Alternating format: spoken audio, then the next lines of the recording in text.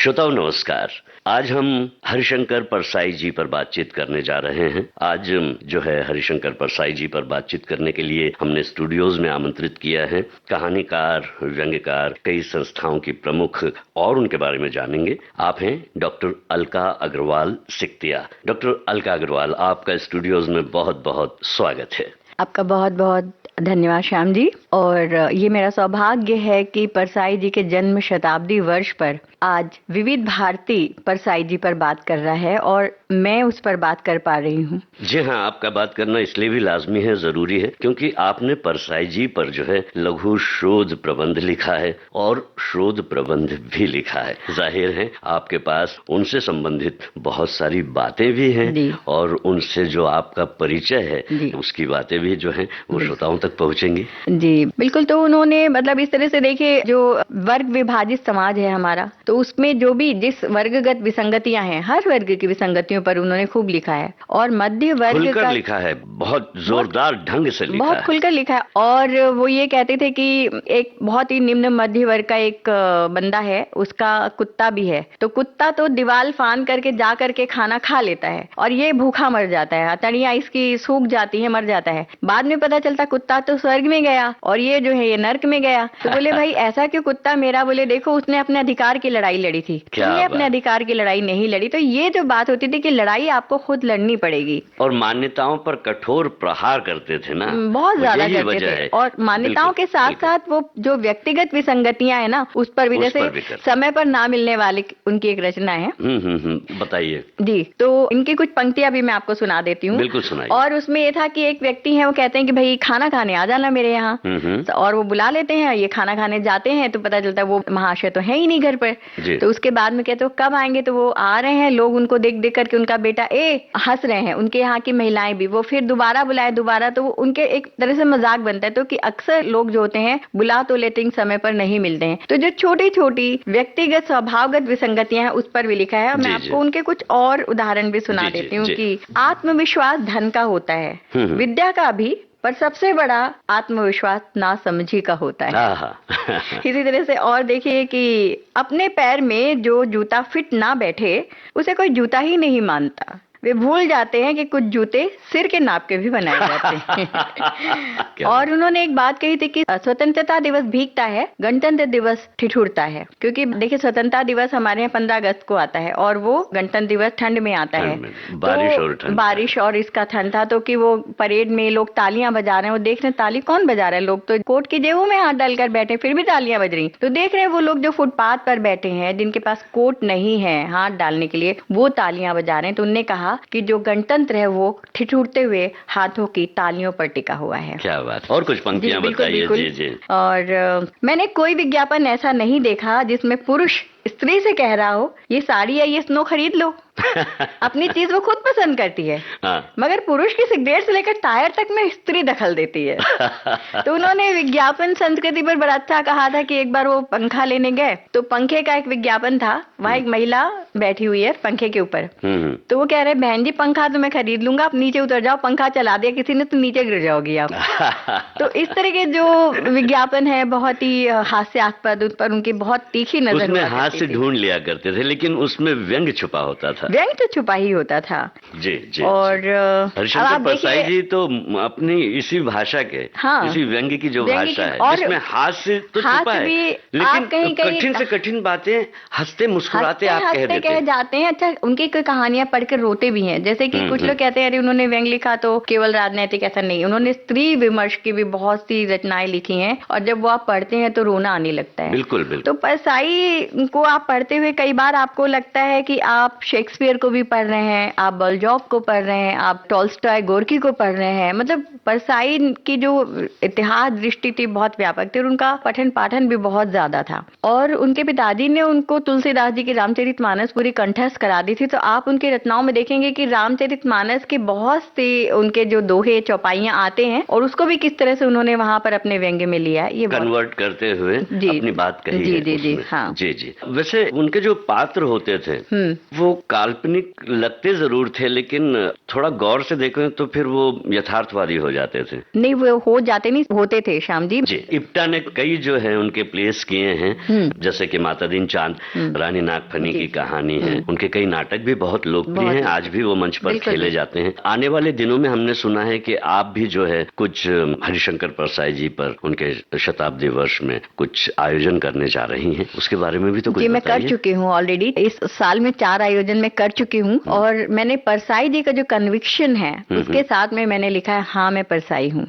और वो वहाँ से कि वो आ रहे हैं कबीर के, वहाँ से शुरुआत करते हैं कि बुरा जो देखन में चला बुरा ना मिलिया कोई, या फिर जो घर फूके आप ना चले हमारे साथ। तो कह रहे क्यों मैं बात कर रहा हूँ, क्योंकि मेरे मानस गुरु हैं। तो वहाँ से शुरुआत करते हुए फिर आते हैं मैं इसी समय पैदा हुआ ये लेखक हूँ, लेखक छोटा मगर संकट बड़ा हूँ। फिर वो अपनी बातों पर आते हैं कि किस तरह से वो, आपको मालूम है, मैं आपको उनके जो संघर्ष की कहानी है, तो उनके जब पिता बीमार हो गए थे, प्लूरेसी हो गई थी उनको, तो प्लूरेसी के समय उनके यहाँ कमाने वाला, और ये सबसे बड़े थे 5 भाई बहनों में, तो इनके लिए मजबूरी थी कि जल्दी से जल्दी किसी तरह से मैट्रिक पास करें और नौकरी लगे।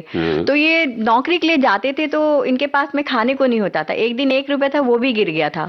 तो भूख लगी थी तो नल से पानी पी पी करके पेट की भूख भी मिटा रहे थे। तो अचानक एक किसान को देखा खरबूजे लिए हुए, उसने कहा कि काका लगता है आपके खेत के हैं। बोले हाँ बहुत मीठे हैं, खाओगे? तो उन्होंने 2 फांके दे दी और इन्होंने तकरीबन समझ लीजिए छिलका भी बहुत सारा खासा ही लिया था और पानी पी करके प्यास बुझाई उन्होंने। लेकिन जो भी उनके साथ में नकारात्मक चीजें हुई उससे उन्होंने जिंदगी के पाठ सीखे और आज मैं और आप बैठकर यहाँ विविध भारती में परसाई जी पर बात कर रहे हैं। एक बात है, आपसे बातचीत करते हुए हमें ये महसूस हो रहा है कि आपने लघु शोध प्रबंध जो बहुत पहले कर लिया था उसका अब आज में वर्तमान में शोध प्रबंध होना बहुत जरूरी था, क्योंकि आपने बिल्कुल कह सकते हैं कि हरिशंकर परसाई जी के पूरे लेखन को, उनके व्यक्तित्व को, उनकी विचारधारा को एकदम अपने आप में समेट लिया है, आत्मसात कर लिया है। और ये बात आपकी बातों से भी लग रहा है। और आज के इस दौर में, इस समय में, जबकि हम उनका शताब्दी वर्ष मना रहे हैं,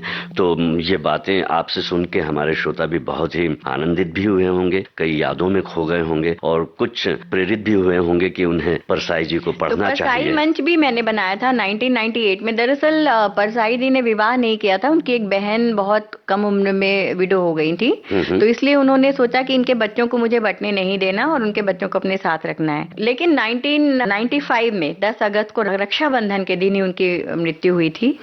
तब मेरे जहन में कुछ था कि मैं अगर कुछ मुंबई में शुरू करूंगी तो परसाई जी पर शुरू करूंगी। तो 1998 में परसाई मंच मैंने बनाया था। तो देखिए ये एक छोटी छोटी उन्हें बहुत लघु कथाएं भी लिखी हैं। और परसाई जी, सचमुच में परसाई जी के जब हम बात कर रहे हैं और जो भी परसाई जी से जुड़े हुए पाठक हैं और जिन्होंने उन्हें सजीव देखा है, उन्हें पढ़ा है और उनसे मुतासिर हुए हैं, सचमुच में आपको सुन के, उनकी बातों को सुन के, और आज की हमारी जो चर्चा है वो निश्चित रूप से उस पुराने दौर में चले गए होंगे। और मैं यही कह रहा था कि जो नए पाठक वर्ग हैं वो भी प्रेरित हो रहे होंगे कि हम परसाई जी को पढ़ें, जरूर पढ़ें। और मुझे भी लग रहा है कि मैं फिर से परसाई जी को एक बार और पढ़ूं। मैं इसे अपनी खुशकिस्मती मानूंगी कि आपने आज मुझे, और मैं जितनी बार पढ़ती हूँ ना, हर बार एक उसी कहानी में से, उसी रचना में से एक नया नजरिया मुझे मिलता है, मायने नए नजर आने लगते। बिल्कुल, हर बार आप जितनी बार पढ़ेंगे ना आपको लगेगा अरे ये पिछली बार तो मैंने मिस कर दिया था। हालांकि परसाई जी का कहना था कि एक पुस्तक एक बार में ही समझ लेनी चाहिए, लेकिन मुझे ऐसा लगता है कि आप परसाई जी को, क्योंकि उस समय जब मैंने लघु शोध प्रबंध किया था, आपने जैसे बात की, मैं सच बताऊं तब मेरी समझ इतनी शार्प नहीं थी। आज सालों के बाद अभी भी मैं ये कह ही नहीं सकती हूँ कि मैं परसाई जी को पूरी तरह समझ सक रही हूँ। थोड़ा बहुत, मतलब उस समय अगर मैं 1% समझ पाती थी तो आज 10% समझ पा रही हूँ। और सबसे बड़ी बात ये थी कि उनके पाठक जो थे ना, रिक्शे वाले, बस कंडक्टर, मैं जबलपुर जब पहली बार उनसे मिलने के लिए गई थी तो जबलपुर स्टेशन पर उतरी, मैंने कहा कि काका राइट टाउन रहते थे वो, कि वहाँ चलेंगे? तो उन्होंने कहा कि हाँ। तो उन्होंने कहा 20 रुपए लगेंगे। मैंने कहा ठीक है। वहाँ गए तो जब मैंने उनका पता, तो मैंने कहा बिटिया ऐसा बोलना था ना तुमको परसाई जी के घर आना है, तो उन्होंने 20 की जगह 15 रुपए लिए। तो ये जो आम लोग पढ़ते थे, लोक लेखक थे और ऐसे तबके के लिए लिखते थे जिन्हें ज्यादा आवश्यकता थी अपने आप को सबल बनाने की, और ना वो जमीनी लड़ाइयों में खड़े होते थे साथ में। सबसे बड़ी बात ये थी। तो ये बात खास थी परसाई में, वो सिर्फ लिखते नहीं थे, वो जीते थे उस यथार्थ को। क्या बात है। तो डॉक्टर अलका अग्रवाल सिकटिया जी, आपको बहुत बहुत धन्यवाद। आपने इतनी रोचक, गहरी और जो अनसुनी भी बातें थी हरिशंकर परसाई जी की, और जो उनका व्यंग है उस पर बात की, उसे हमारे श्रोताओं तक पहुंचाया, और जो आपका शोध है वो देखिए हमारे भी कितने काम आया। आपको बहुत बहुत धन्यवाद। उम्मीद करते हैं किसी और दिन धन्यवाद, क्योंकि मुझे तो लग रहा है कि आपने तो शुरू कर खत्म कर दिया। वही है, मतलब बता रही हूं कि तो मैं आपकी बातों की सार्थकता इसी में है कि हम आज के इस कार्यक्रम को यहीं पर संपन्न बस इतना अंत में कहना चाहूंगी कि विविध भारती ऐसा माध्यम है कि जिसके जरिए आप बिल्कुल गांव-गांव में पहुंच सकते हैं। तो परसाई जी की उन रचनाओं को आसानी से सब लोग समझ सकते हैं, क्योंकि परसाई मन का मेरा उद्देश्य भी यही कि हम ज्यादा से ज्यादा लोगों तक उनकी रचनाओं को पहुंचाएं। तो ये हो सके तो मेरे लिए बहुत अच्छी बात होगी, मुझे बहुत खुशी होगी। और बहुत बहुत आभार आप सभी सुनने वालों का, विविध भारती का। जब भी आती हूँ मुझे बहुत अच्छा लगता है, पुराना घर सा और पुरानी यादें विविध भारती के साथ ताजा हो जाती हैं, और विविध भारती के साथ परसाई जी की यादों को आपने ताजा किया। बहुत बहुत आभार, शुक्रिया। आपको भी बहुत बहुत धन्यवाद।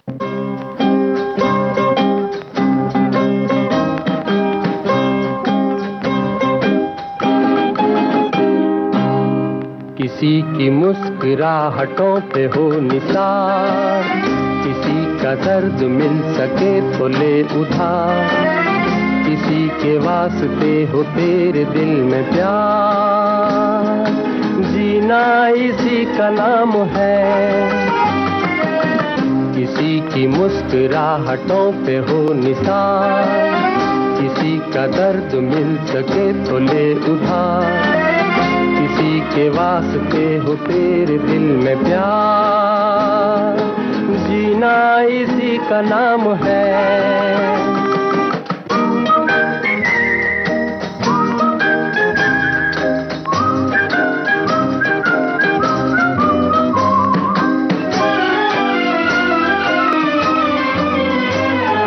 माना अपनी जेब से फकीर है, फिर भी यारो दिल के हम अमीर हैं। माना अपनी जेब से फकीर है, फिर भी यारो दिल के हम अमीर हैं। मिटे जो प्यार के लिए वो जिंदगी, जले बहार के लिए वो जिंदगी, किसी को हो ना हो हमें तो एतबार, जीना इसी का नाम है।